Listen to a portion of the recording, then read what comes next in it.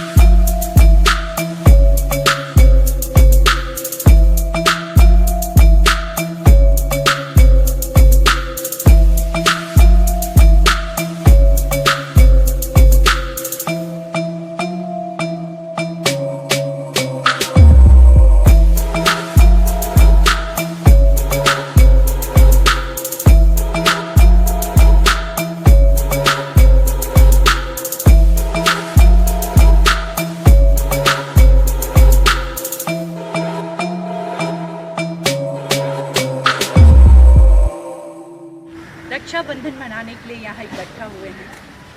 ये वो फेस्टिवल है भाई और बहनों का, जिसका पूरे साल हम लोग सब बहनें इंतज़ार करते हैं। बट बहुत दुख के साथ, बहुत दुर्भाग्य के साथ, और आज बहुत खुशी अंदर से नहीं हो रहा है ये फेस्टिवल आने पे, क्योंकि आज देश की बहनों, माँ और बेटियाँ सुरक्षित नहीं है।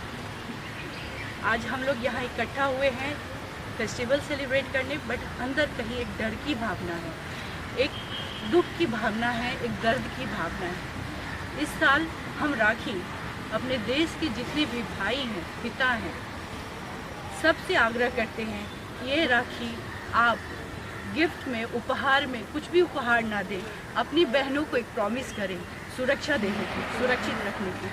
और आज वो समय आया है, हमारी सारी बेटियां हैं, मैं अपने मेघाश्री फाउंडेशन, हमारी जितनी बच्चियां हैं, मैं उन सब के लिए ये बोलना चाहती हूँ कि समय है कि बच्चियों को सिर्फ परी की कथाएं नहीं सुनाएं, प्रेत कथाएं भी सुनाई जाए। घोड़े पे आते राजकुमार के ख्वाब ही नहीं, बल्कि मासूम तितलियों के परों को कतर देने वाले राक्षसों से भी रूबरू कराएं। आज वो समय है, हमें अपनी बेटियों को परी बनना है।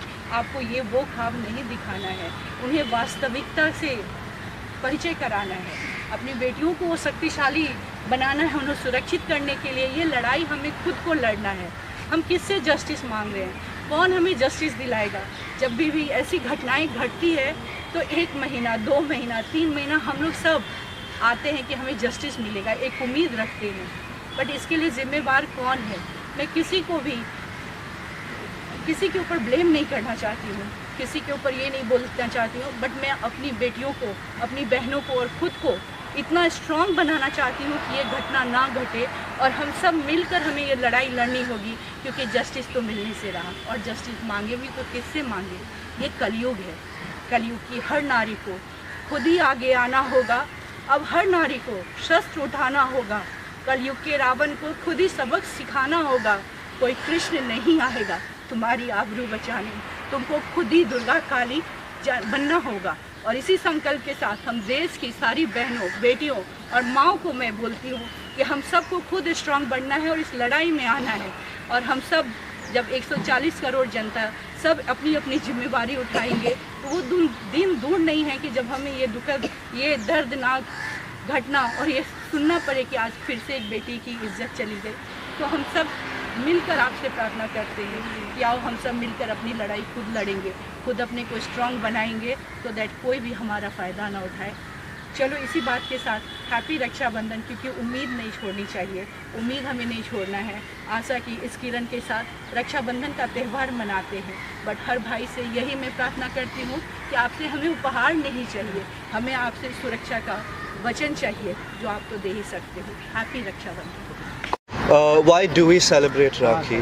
It is a festival that symbolizes protection by the brothers to their sisters. But what if the brothers, the fathers, the sons in this country are the ones doing the harm? And don't get me wrong, I'm not trying to say that this is an issue related to men. It is not. There are women in this country who too frame innocent men. But why is it that only a certain section of human beings are treated as inhuman? A saddening part about this country that I would like to speak is that we often look at cases of rape as political propagandas in the context of religion. We make it about Christians, Hindus, and particularly target the Muslims in this country, but that shouldn't be the case. I find it ironic that we as a nation do that, because if you look at the laws of the Islamic countries such as Afghanistan, the punishment for rape is being shot in the head 4 times, whereas in Saudi Arabia they simply behead you. So we shouldn't look at this from the lens of a religious concept. Another thing that I would like to say, and I would like to urge everyone who watches this, is to not make this, it's good that everyone's speaking about it and it's being highlighted in the media, but it shouldn't be something that eventually dies down in 2 months. There are many incidents that happen in this country that get spoken about because it's trending for like a period of 1 to 2 months, and then it simply dies down like it never happens. So my only request to everyone is to speak up as much as you can, because every single person's voice matters. Thank you. वो ताल करती है चीज़ों को, और इस पर्व का महत्व जैसे कहीं ना कहीं खोखला होता जा रहा है, क्योंकि सुरक्षा के नाम पर महिलाओं को सुरक्षा नहीं मिल रही है जिसकी उम्मीद लगाकर बैठे हैं। और एक डॉक्टर के साथ अगर कुछ अजीबोगरीब चीज़ें होती है तो फिर कौन जिम्मेदार इसका रहेगा? क्या कहना चाहेंगे आप?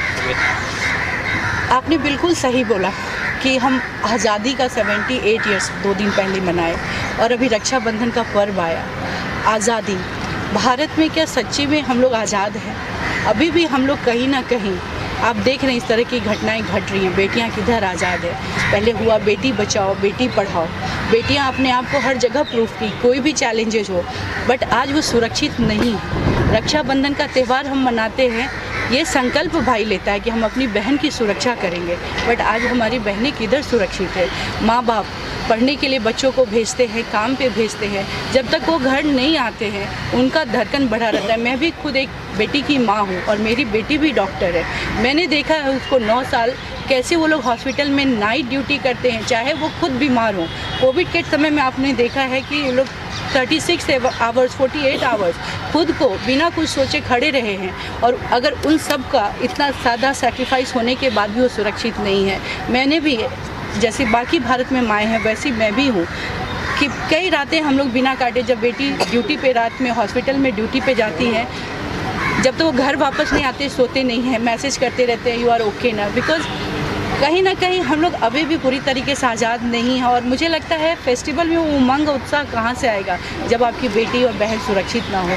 तो जैसा मैंने आप लोगों को अभी बोला कि ये रक्षाबंधन मैं सब भाइयों से प्रार्थना करती हूँ कि आपसे उपहार नहीं, आपसे सुरक्षा चाहिए। अपनी बहनों को इज्जत दें, उनको सुरक्षित करें। तो बस इसी कामना से, इसी भावना से हम लोग ये रक्षाबंधन मना रहे हैं। एक आखिरी सवाल ये ज़रूर पूछूंगा आपसे कि कड़े कानून लगता है अब वक्त आ चुका है, बहुत ज़्यादा कड़े कानून होने चाहिए ताकि इन चीज़ों को देश से उखाड़ फेंकना चाहिए, जैसे पोलियो और बाकी बीमारी को। क्या लगता है आपको, क्या वक्त आ चुका है? आपने बिल्कुल सही बोला है, अब नहीं तो फिर कब। अब हम लोग नहीं आवाज़ उठाएंगे, अब हम लोग को एकजुट होकर इस पर नहीं काम करेंगे तो कब। हर दिन हमारी बेटियां जो है अपने इज्जत गंवा रही हैं, अपने प्राण गंवा रही हैं, और ये हम सब के लिए बहुत शर्म की बात है। और जैसे बाकी देशों में आपने देखा है कि रेप का कितनी कड़ी सज़ा होती है, उनको सीधा उनको फांसी पे चढ़ाया जाता है, तो फिर हिंदुस्तान में क्यों नहीं, फिर भारत में क्यों नहीं? कब तक बेटियां बलि चढ़ेंगी, कब तक बेटियों के साथ ऐसा खिलवाड़ होएगा? ये हमारे इज्जत के, हमारी सुरक्षा का है। तो देश में मैं अपने लॉ से, अपने जज से, जो भी गवर्नमेंट है उनसे हम लोग बहुत स्ट्रांगली इसकी आग्रह करते हैं कि हमारे देश में भी कड़ी से कड़ी कानून बने ताकि ये कोई सोच भी ना कर सके इस हैवानियत का। तो देश में वो वक्त आ गया है जब हमारे देश के लॉ को चेंज करने का टाइम आ गया है और हम सब की यही मांग होगी। और क्या लगता है इसको लेकर जो पॉलिटिक्स चल रही है वो कितनी गलत है? क्या लगता है सही दिशा में कदम उठना चाहिए और जल्द से जल्द फैसला होना चाहिए? पॉलिटिकल लोगों का काम है पॉलिटिक्स करना हर मुद्दे पे, पर ये वक्त पॉलिटिक्स का नहीं है। ये वक्त है सबको एकजुट होकर ये समस्या से, इस प्रॉब्लम से निकलने का। क्योंकि किसी एक को, जैसा मैंने बोला कि किसी एक को जिम्मेदार नहीं। यहाँ पे जब हम बोलते हैं ना, लोग माँ को बोलते हैं कि अपने बेटे को समझाओ, बेटे को वो उस तरीके से उनको संस्कार दो कि वो ऐसा काम ना करे, बट कौन माता चाहेगी कि उसका बेटा इस तरह का दुष्कर्म करे? जब तक आप हर कोई इस चीज़ को अपने ऊपर जिम्मेवारी नहीं लेते हैं, अपने आप को एक जिम्मेवार नहीं बनाते, तब तक माता या कोई कानून या कोई पॉलिटिशियन कोई भी नहीं कर सकता है। इसमें हर एक इंडिविजुअल की जिम्मेवारी बनती है अपनी मानसिकता को बदलने की। और क्या लगता है बचपन से ही अब वक्त आ चुका है इन सब चीज़ों के ऊपर बहुत ज़्यादा जोर देने का, गुड टच, बैड टच, ये सब चीज़ों को बताने का? क्या लगता है मैम? बिल्कुल, ये तो होना ही चाहिए। और हर बेटी, हर बहन को बैड टच और स्कूल से सिखाया जाता है, स्कूल में बताया। बट बात ये नहीं है कि उनके पास मौका क्या है खुद को बचाने का, उनको किधर ये सुरक्षा होती है कि वो खुद को बचा सके। कोई भी नहीं चाहता है कि उनके साथ ऐसी घटना घटे।